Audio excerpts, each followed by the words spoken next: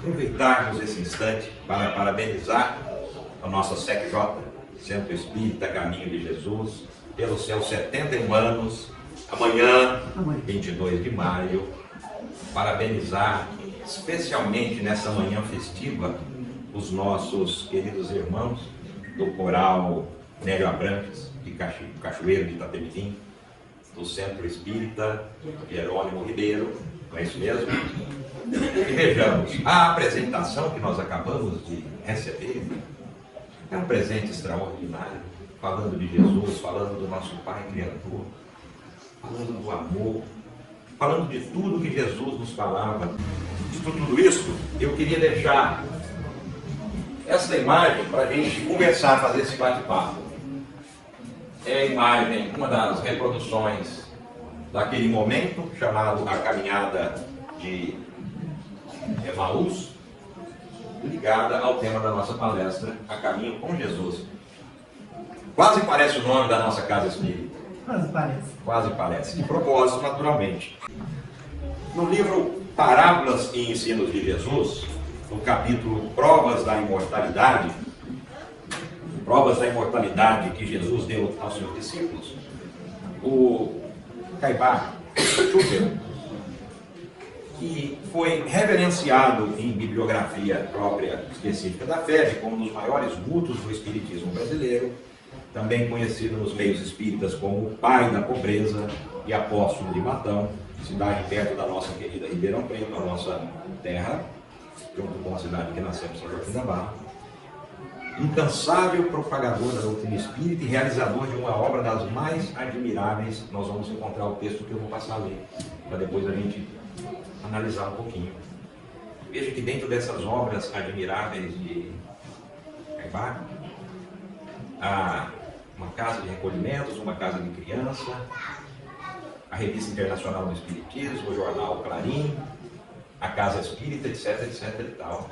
Então, neste livro, o que ele nos diz?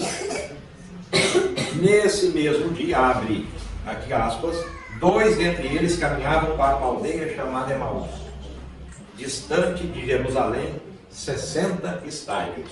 O que é 60 estádios? 60 estádios seria 60 vezes 185 metros aproximadamente, que era uma das medidas que se usava na época. Não? Tinha 3 tipos de medidas lá. Uma delas, a israelense, a grega e a romana, e uma delas era 185, a outra 183 e a outra 178. Mas fazendo a conta, 60 vezes 185 metros dá 11 quilômetros. Para a gente, inclusive, entender a viabilidade daquele trajeto. Então seguiam ali, conversando ambos de tudo quanto se tinha passado. Vocês lembram dessa passagem? 2 pessoas, narradas como 2 discípulos. E aconteceu que quando eles falavam, conferenciavam a seu respeito, Jesus veio unir-se a eles e caminhava ao lado deles. Mas seus olhos estavam como que fechados, a fim de que eles não pudessem reconhecê-lo. Ele, Jesus, lhes disse: sobre o que conversais e por que estáis tristes? Um deles, chamado Cleófas, que nas Escrituras tem uma série de variações de registros, tomando a palavra, lhe disse: sois tão estrangeiros em Jerusalém que não sabeis o que se tem passado ali naqueles dias? E Jesus pergunta-se na sua simplicidade de sempre, já esperando a oportunidade de ensinar, porque Jesus não perdia a oportunidade, fazia muito com pouco. O quê? E eles responderam: sobre Jesus Nazareno, que foi profeta poderoso diante de Deus e de todo o povo, e de que modo os principais dos sacerdotes e dos nossos senadores o entregaram para ser condenado à morte e o crucificaram. Eles iam caminhando tristes, tratando disso. E Jesus aparece do nada, no meio de uma caminhada bem parecida com essa aqui. Mas veja, se a gente pensar, isso aqui eram terras íngremes, um mato em algumas. Se a gente olhasse a mesma cena produzida por Rembrandt, ela está cheia de árvores, só a gente vê que tem aqui, né, árvores e tal. Mas veja, estavam subindo, lugar denso, lugar árido. As pessoas não aparecem do nada, não é mesmo? Ora, esperávamos continua dizendo, Cleófas, esperávamos que fosse ele, Jesus, quem resgatasse Israel, e entretanto, depois de tudo isso, eis já o terceiro dia que estas coisas sucederam. Imagina a tristeza e o lamentar daqueles dois discípulos caminhando. E ele segue dizendo a Jesus: por outro lado, certas mulheres da que conosco estavam lá em Jerusalém nos encheram de pasmo, tendo ido de madrugada ao túmulo. Vamos imaginando aquela cena. E não havendo achado seu corpo, voltaram, declarando que tinham visto anjos, os quais diziam estar ele vivo. Alguns dos nossos foram ao túmulo, a que se referiam os discípulos, e acharam que era assim como as mulheres haviam dito, mas não ouviram.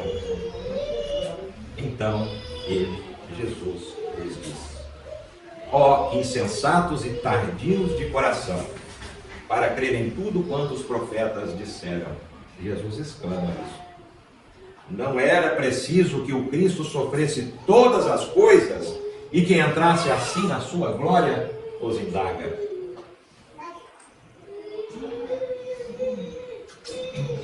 Continua Jesus. E começando por Moisés e depois por todos os profetas, ele lhes explicava o que tinham dele dito as Escrituras. Então veja, Jesus estava contextualizando e já deixando o ensinamento de por que ocorrera todo aquele processo doloroso com ele. Porque havia já nos registros dos antigos, dos profetas, que o Salvador, que o Mestre da humanidade, passaria por aqueles processos. E era necessário então que se cumprisse aquela trajetória. E Jesus então os ensina. E quando estavam perto da aldeia, segue Carvalho falando, para onde iam? Então Emaús. Ele deu mostras de que ia mais longe, mas eles o forçaram a parar, dizendo: ficai conosco, porque é tarde e o dia está na sua declinação. E entrou para ficar com eles. Veja, até esse momento, vocês se recordam, eles não reconheceram Jesus. Caminhavam com alguém que eles identificaram como alguém agradável, amoroso, gentil, compreensivo, compadecido das dores que eles sentiam, das suas lamentações, e o convidaram para então adentrarem a casa dele. Estando com eles à mesa, tomou o pão, abençoou e, tendo partido, lhes deixou ali a reflexão. Então imaginemos aquela cena extraordinária na casa daqueles dois discípulos, onde um é identificado com o nome de Cleófas. O momento em que, nas nossas ilustrações mentais, imaginemos Jesus ali à mesa com aquele pão rústico, partindo o pão, e eles podem identificar ali as chagas das mãos de Jesus. E naturalmente que pelo próprio movimento de Jesus, pela própria emanação de Jesus naquele momento, eles o reconhecem. Mas naquele momento, Jesus tinha desaparecido. Da mesma forma como apareceu em algum momento na estrada. Então disseram um ao outro: não é verdade que sentíamos abrasar-se-nos o coração quando ele nos falava pelo caminho, nos explicava as criaturas? Aí eles começam a recordar aqueles ensinamentos e lembrar de minutos antes em que eles sentiram aquelas energias amorosas de Jesus penetrando o coração deles, os confortando, os iluminando e esclarecendo. E aí segue ainda, vai nos contando. Levantando-se no mesmo instante, voltaram para Jerusalém e acharam juntos os 11 apóstolos e os que com eles estavam reunidos, os quais diziam, aqui Caibá reproduz o que está narrado tanto em Lucas quanto em mais 3 evangelhos. É verdade que o Senhor ressuscitou e apareceu a Simão? Era uma das falas naquele momento que eles já estavam com os discípulos de volta a Jerusalém. E os dois contaram também o que lhes havia acontecido em caminho e como reconheceram Jesus no partir do pão. Enquanto assim conversavam, Jesus apresentou-se no meio deles e lhes disse: a paz esteja convosco. Sou eu, não temais. Mas na perturbação e espanto de que se achavam possuídos, eles julgavam ver o Espírito. Então se passaram 3 dias daquele momento em que Jesus se despede do plano físico na cruz, deixando seus últimos exemplos e mensagens de amor. Inclusive quando endereça naquela frase: mulher, eis este o seu filho, filho, eis esta mãe. Com os poucos movimentos que tinha, haja visto atado à cruz, dizendo a Jó que sua mãe, Maria de Nazaré, era a mãe dele. E a ela que Jó era o seu filho. Estudando um pouquinho mais aprofundadamente, como nos recomenda Emmanuel, Bezerra de Menezes, os Espíritos Iluminativos, Maria não teve outros filhos de seu próprio ventre, mas era uma cena representativa da grande família que somos. E vendo a dor da sua mãe, mesmo naquele instante derradeiro de dor e sofrimento, ele entregava a Jó a tutela de sua mãe, e a ela conduzia Jó ao seu amor de filho, quanto tantos corações que compreendem o Evangelho assim, abraçam aqueles que não nascem do seu próprio ventre. E depois de algum tempo, João vem a Jerusalém buscar Maria, oferece a sua casinha, que até então não tinha, conseguira através de um dos benfeitores do vilarejo que ele morava. E ali se continuou por longo tempo, sem muito escaparmos do tema, o trabalho de Maria de Nazaré até os seus últimos instantes aqui na terra, a socorrer os corações aflitos que batiam à sua porta dia e noite. E João a oferecer o Evangelho de Jesus na sua essência. Então veja que trabalho extraordinário de multiplicação. Sabe? Então vamos analisar essa passagem de Emaús sobre 3 ângulos. Nós, cristãos que procuramos estudar e vivenciar o Evangelho, todos nós, temos a verdadeira crença de que o Cristo caminha conosco e nos ajuda sempre? Será que temos? Ainda existem aprendizes na estrada simbólica de Emaús. Todos os dias, Emmanuel, Espírito Emmanuel, através da psicografia do nosso querido Chico, no livro Verdade e Vida, nos assinala essa informação. Parece que fala de nós. Vocês não, que imaginam que são espíritos jamais evoluídos, né? O povo aqui então da Fazenda Velha só se dedica ao bem. Um coral como esse, né? Lá em Cachoeiro, vai para tantos lugares, se dedica ao bem. Todos nós estamos aqui de alguma maneira, né? Mas possivelmente Deus está falando mais comigo ainda. Preso àquela estrada das lamentações, das reclamações, dos murmúrios. Às vezes a falta de fé, não é?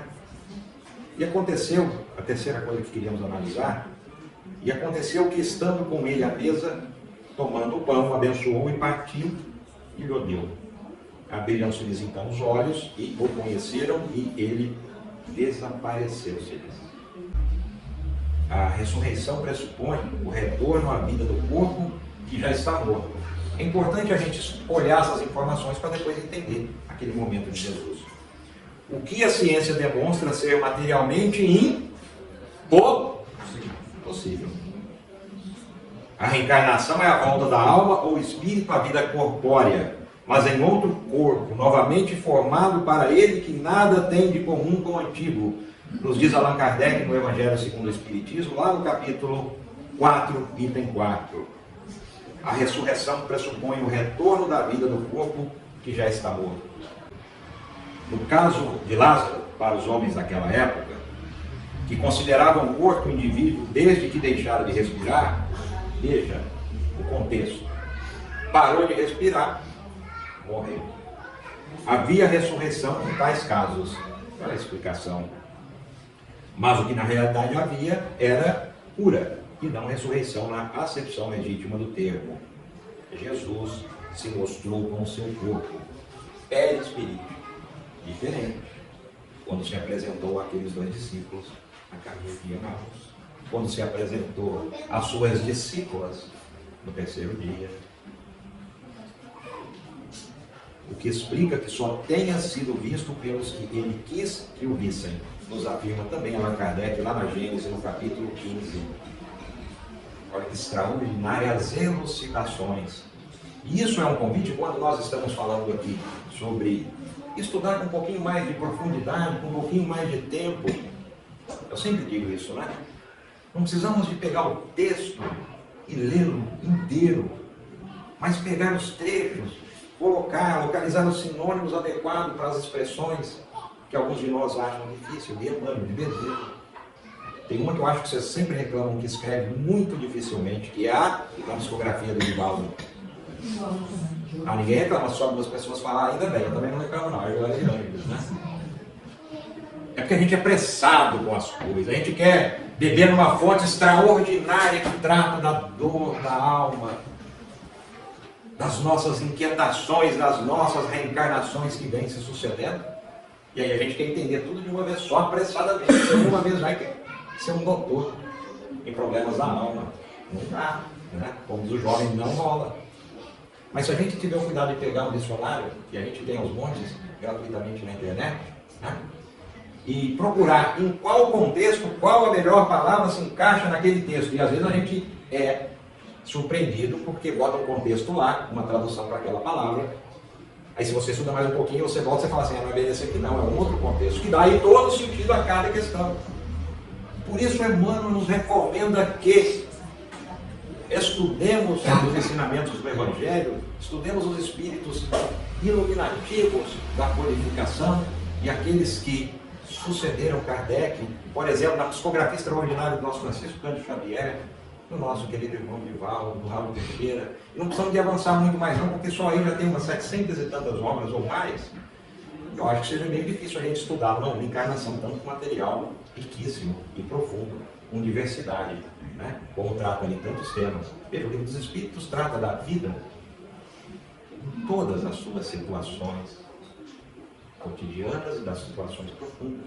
Trata do ontem, trata do hoje, trata do porvir. O que fizemos, por que sofremos, o que estamos fazendo aqui, para onde vamos. Trata das ciências, trata da humanidade, etc, etc.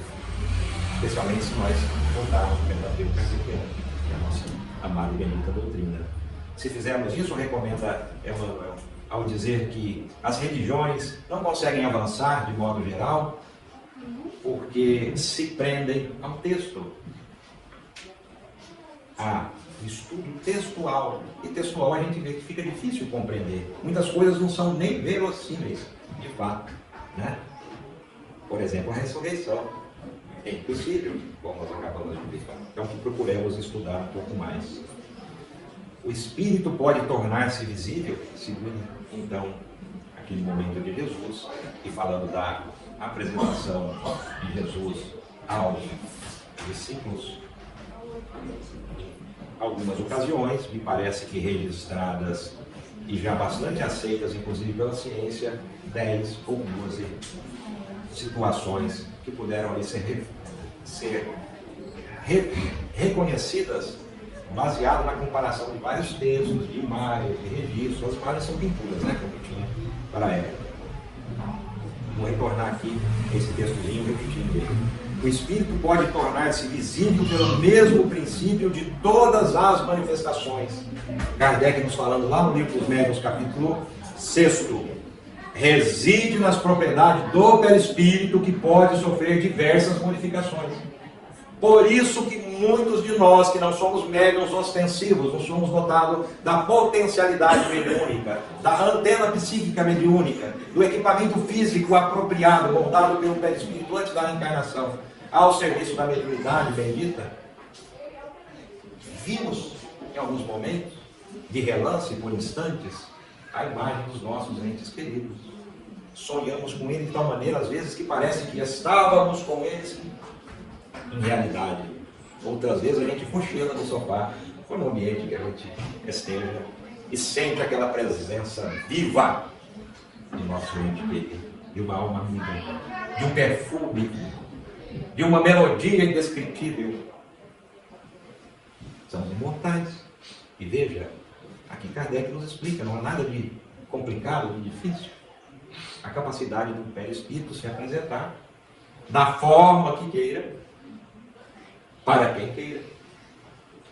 Imagine se nós outros, ao desencarnarmos com as nossas limitações, os nossos queridos entes que já desencarnaram, que ainda nos rodeiam aqui, nas regiões do plano Terra, se podem isso, imagina Jesus, com todo o conhecimento, na sua condição de espírito perfeito, com a perfeição que adquiriu aos filhos de Deus, que alcançou o conhecimento de todas as coisas possíveis aos filhos de Deus, o que não poderia fazer. Os espíritos bons se manifestam para consolar as pessoas que sentem saudades deles, provar-lhes que existem e estão perto delas, dar conselhos e algumas vezes pedir assistência para si mesmos. Porque nós precisamos de recordar que desencarnou continua igualzinho era enquanto estava aqui na Terra. Não fica santo e nem será julgado a uma sentença definitiva de dor e desespero.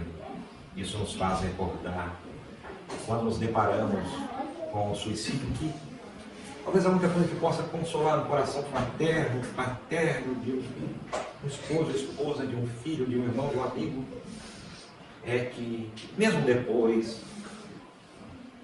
desta decisão equivocada com graves consequências, depois da expiação, depois do sofrimento, depois do ranger de dentes, haverá novas oportunidades de seguir adiante na senda iluminativa, porque nenhuma ovelha se perderá. Então não existe consolo maior para um coração familiar ao ver o seu ente querido enveredar-se por qualquer dos caminhos equivocados, seja no mundo dos entorpecimentos, e muitas vezes nos entorpecemos com o álcool do dia a dia.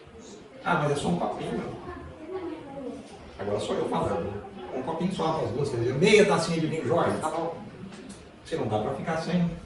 Eu fiz uma medida essa semana para ver o que seja educado, confortar meu espírito, enquanto eu não consigo libertar de tal vício. O consumo de álcool moderadamente. Como disse o Dr. Fritz um dia para mim lá em Franca, no estado de São Paulo. Você, como a maior parte dos que bebem socialmente, são o quê? São alcoólatras sociais. Né? E veja, essa semana eu muito curioso resolvi, para confortar, apaziguar meu sofrimento, André.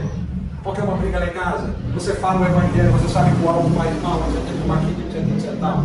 E eu não consigo convencer a minha esposa e a minha filha, né?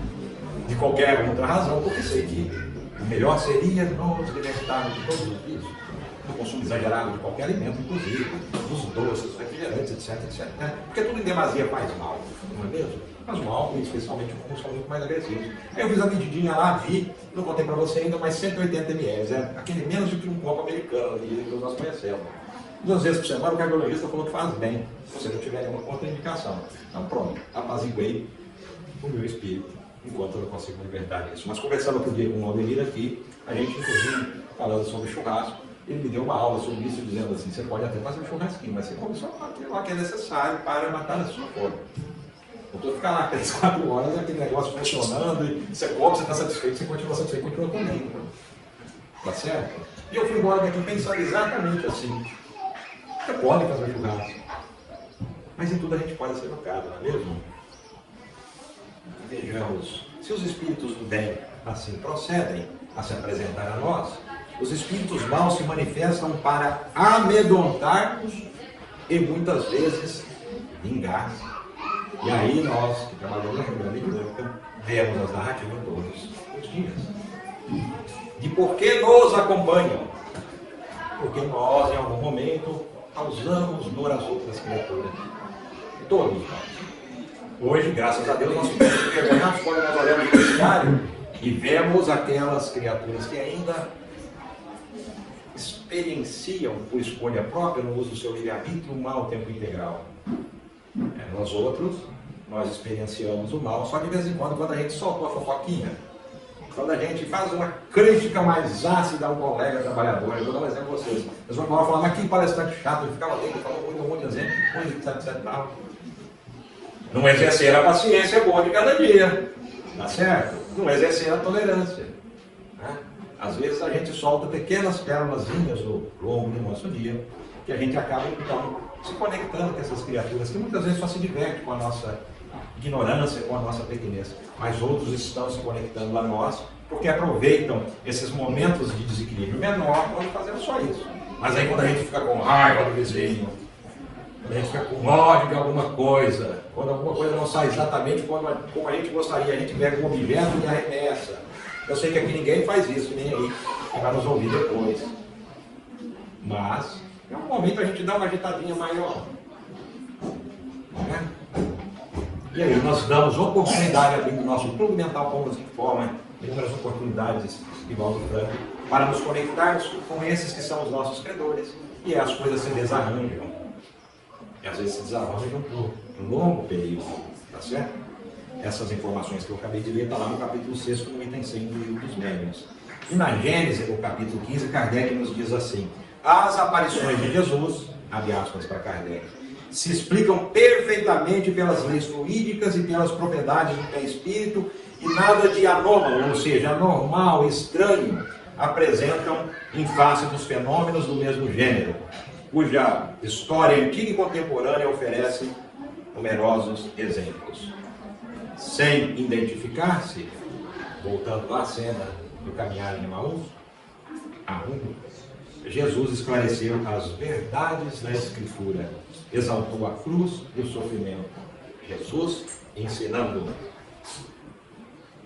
Está lá no Verdade e Vida de novo, pelo Espírito Emmanuel, na psicografia do Chico, no capítulo 95. Ambos os companheiros que se haviam emaranhado no cipoal de contradições ingratas, fala daqueles dois discípulos, experimentaram agradável bem-estar ouvindo a argumentação confortadora. Nós estamos falando de a caminho com Jesus. Muitos seguidores do Evangelho, abre aspas, creem vagamente no socorro celeste, nas horas de amargura, mostrando, porém, absoluto desinteresse ante o estudo e ante a aplicação da lei divina. Registram os chamamentos do Cristo, parece que fala com todos nós. Todavia, algemam furiosamente a atenção aos apelos da vida primária. Lá no Fonte Viva, capítulo 48, desse iluminativo irmão.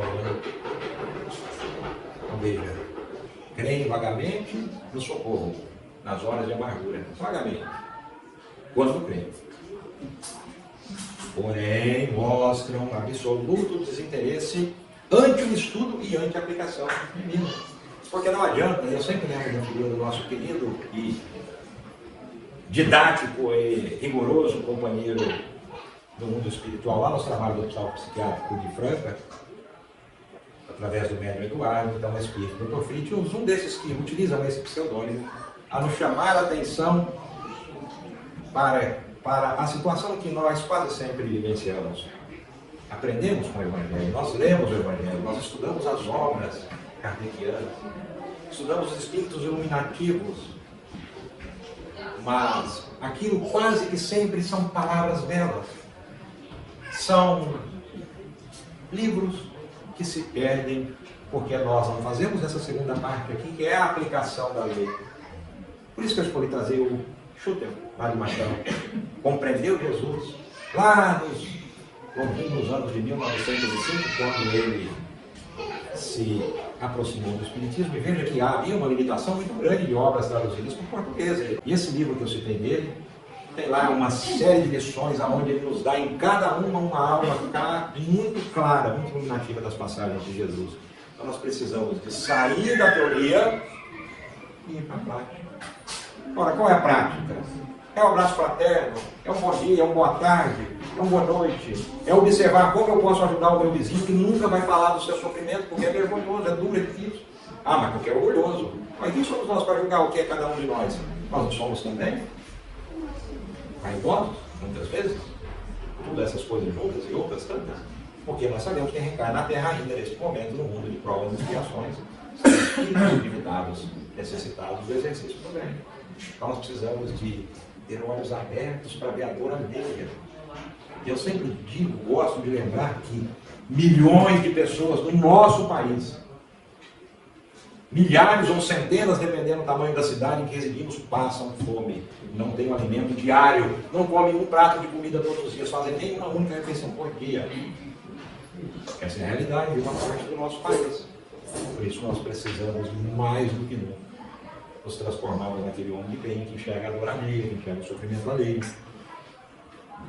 Muitos aprendizes atirem o Evangelho e espantam-se em face dos sacrifícios necessários à eterna iluminação espiritual. Me lembrei de um caso agora, que é Emmanuel falando, e ainda ele segue assim nesse trechinho. Entretanto, chega sempre um desconhecido que caminha ao lado dos que vacilam e fogem. Está falando, inclusive, especialmente esses textos que eu estou falando, todos tratam desta cena, Jesus caminhando com esses dois discípulos. Então veja, quando alguns de nós compreendem o que é a renovação, o que é o homem de bem, reconhece-se o homem de bem pelo esforço que faz. É assim? Então veja, muitos de nós, só ao contato do estudo da doutrina espírita, nos diz assim: eu vou mexer com esse negócio mais amplo. Eu lembrei de um caso específico aqui de um amigo narrando, lá ali de Piúma, um casal de grandes amigos. Minha filha, uma começou na casa espírita, mas ela falou: não, isso é muito difícil. Não, eu não quero nem estudar, não quero conhecer, porque eu não conhecendo, eu não assumo compromisso. Eu já tinha estudado um certo momento e entendi os compromissos que nós assumimos, né?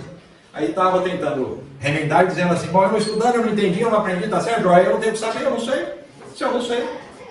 Aí tem aquele argumento, tem as atenuantes e as agravantes que os benfeitores nos dizem. É aí que está no processo do direito, né? Depende. A partir da hora que eu tomei conhecimento, e lembrando que aonde está escrita a lei do Criador? Vocês lembram onde está? Hein? Eu não estou ouvindo nada. Consciência. Aí, obrigado. O coral tem voz forte. Ele tem uma voz mais forte de todas. É tenor que chama? Como é? Bravo tenor, inclusive. Só vou ficar apaixonado, só pela voz. Certo, muito bem. Senão, como diz a Luísa, na sexta-feira não entramos em casa, né? Olha isso. A quem muito foi dado, muito será cobrado. É isso, meu irmão Cláudio. Irmão, amigo e companheiro da reunião mediúnica dos estudos da Lugareja. Certo? É isso. Mas às vezes a gente fala assim: não, eu não quero saber. Como nós sabemos, o, entre aspas, chamado pecado, ou seja, a promissória que nós assinamos na contabilidade divina, ela se dá pelo pensamento. Pensou, não quero fazer. Assinou a promissória, né? Os espíritos iluminativos nos dizem: a gente assina mais promissória do que a gente imagina, com pequenas coisas que a gente acha que é nada, né? Eu fico só pensando: meu Deus do céu, que tamanho está essa minha conta? Então eu quero uma existência aí o mais longa possível, mas serei modesto igual de Valdo, apesar de que nunca sou. Penso em um ano a cada aniversário para ver se de um em um eu chego lá, né? Com tanto bom de anos. Tá certo?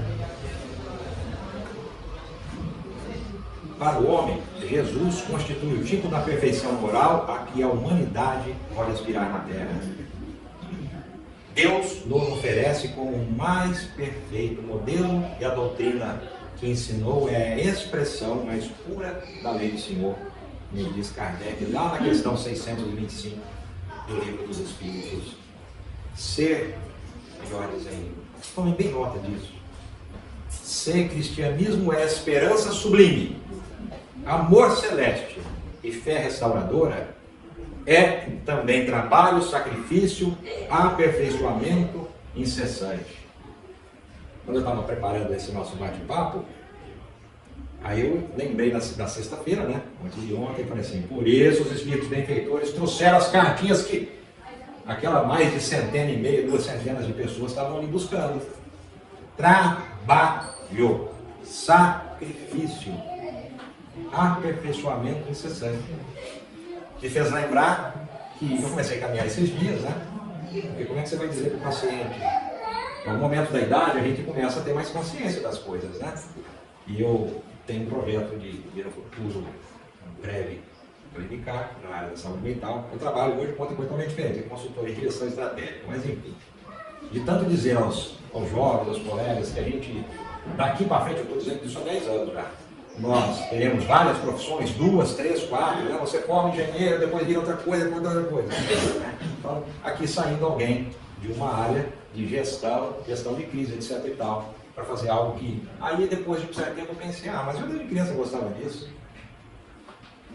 Na minha profissão até então eu sou médico de empresas, né? Só me chamam quando o negócio está pegando fogo, o mundo está acabando, não tem mais dinheiro, está a família brigando, os sócios brigando, o governo cobrando, os 1.000, 2.000, 3.000 funcionários lá não estão recebendo em dia e eles aí vão dar jeito, né? Mas então agora pensando, como é que vai dizer para o paciente, me lembrei de Gandhi, vinha falando para a Cláudia essa semana, né? Que quando for procurado lá em uma das ocasiões, a mãe queria que a criança parasse de consumir açúcar, ele manda que a mãe voltar daí alguns dias. E aí, quando volta, ele diz à criança, única e exclusivamente isso, olhando para ela, pare de consumir açúcar.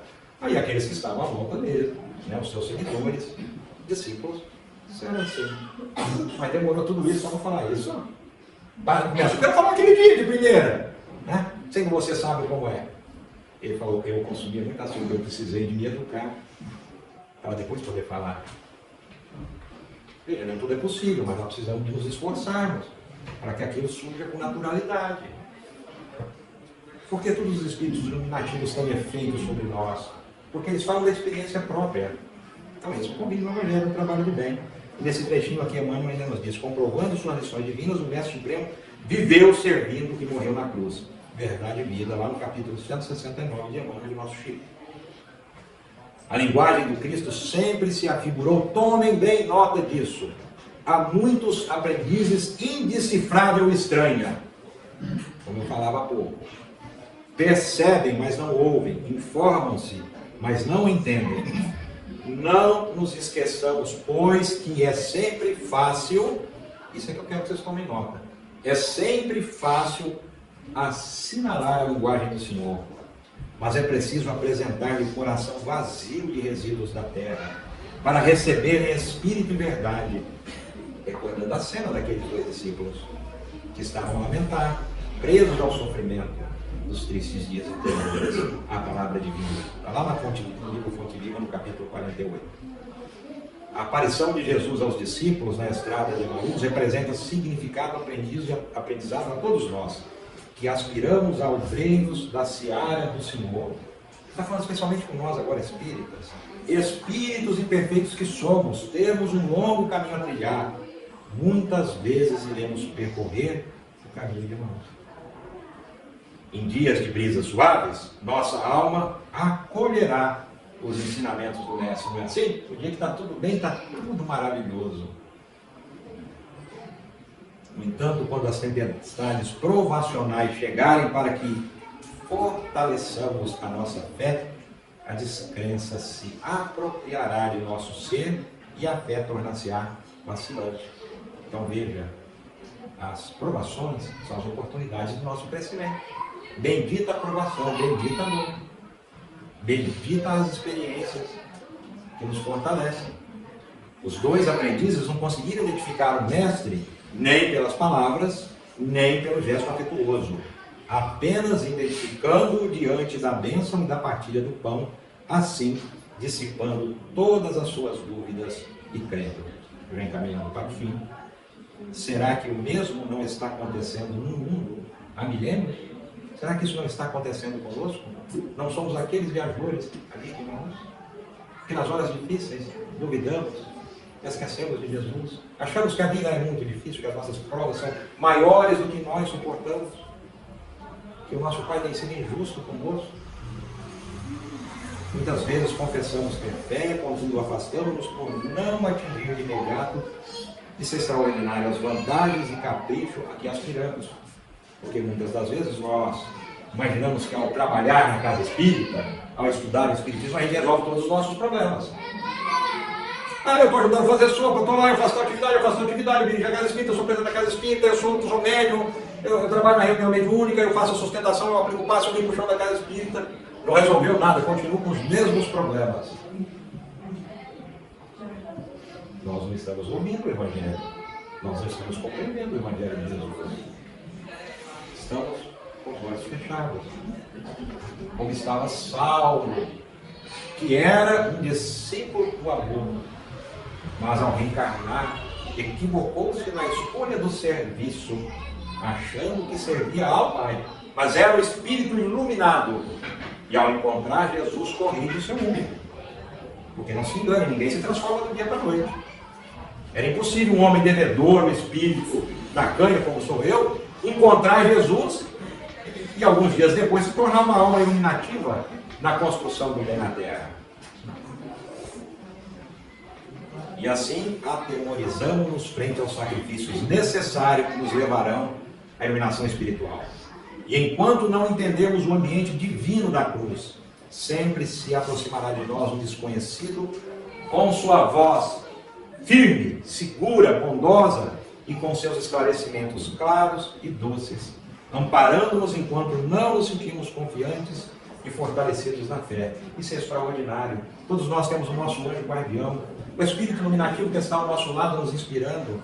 Às vezes nós temos 2, 3, que só não dá conta. Para que não seja capaz de nos dar conta. Às vezes nós precisamos de 2, 3 para empurrar mais rapidamente, para ver se a gente sai do nosso próprio atoleiro das indecisões. Não é? A história dos discípulos a caminho de Emaús dá-nos a confiança de que o bom pastor segura e suavemente nos conduz ao divino redil, onde encontraremos o reino de Deus. Como está lá em Lucas 15, 3, 7, nenhuma de minhas ovelhas se perderá. É assim, irmãos. Nós queremos agradecer essa oportunidade. Enquanto o Aldomir vem chegando aqui, para dar continuidade, nós queremos tecer 2 ou 3 rápidas considerações no sentido de sairmos abastecidos com essa figura do mestre amoroso, que está sempre conosco, que nas horas difíceis nos carrega em seus braços, que marcha ombro a ombro conosco o tempo todo. Nós agora precisamos de querer marchar com esse mesmo mestre o tempo todo. Se nós ainda continuarmos como aquele copo de cabeça para baixo, seremos refratários, não ouviremos o Evangelho, não ouviremos as ideias iluminativas que nos chegam a todo tempo, não recebemos o socorro necessário, o conforto necessário. E não conseguimos nos conectar com o nosso Pai, com o mestre amoroso, com o nosso amigo que nos tutela. E aí passamos uma existência muitas vezes tormentada, pelo exercício de nossa livre-arbítrio. Então que possamos beber na fonte fecunda dessa doutrina iluminativa, libertadora de consciências, e que mais uma vez nesse dia extraordinário nós reverenciemos aquelas almas lá de 71 anos atrás, precisamente no ano dele, Aldemir? 1952, onde era muito exigido daqueles que abraçavam o Espiritismo, que eram apedrejados, criticados, humilhados, e nós já falamos disso mais de uma vez, as histórias aqui que você nos ajudou a contar. Hoje é fácil ser espírita, na verdade é status ser espírita. Todo mundo quer ser espírita. Então que nós, diante de tudo isso, com a facilidade dos recursos, com esses inúmeros templos a caminho de Jesus, como este templo bendito, que nós possamos frutificar o amor de Jesus. Que assim seja.